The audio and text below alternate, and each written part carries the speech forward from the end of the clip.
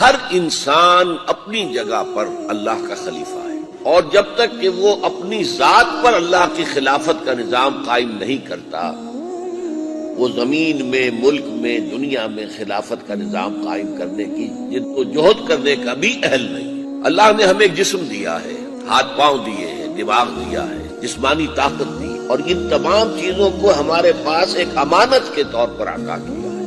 ये अमानत चंद रोजा निज़्द मास दर हकीकत मालिक हर शय खुदास, और इस पर हमारी खुदी उसको हाकिम करार दिया। इसे आप सेल्फ कहें, खुदी कहें, या कुरान की इस्तिलाह में रूह कहें। वो रूह है दर हकीकत जो खलीफा है अल्लाह की इस जिस्म पर, कि वो अल्लाह के अहकाम को नफिज अपने वजूद पर, अपने एहसासात पर, अपनी ख्वाहिशात पर, अपनी उमंगों पर, अपनी उम्मीदों पर। ये है असल पहला तकाजा खिलाफत का, कि जो हम में से हर शख्स को अपनी इनफरादी जिंदगी में अदा करता है।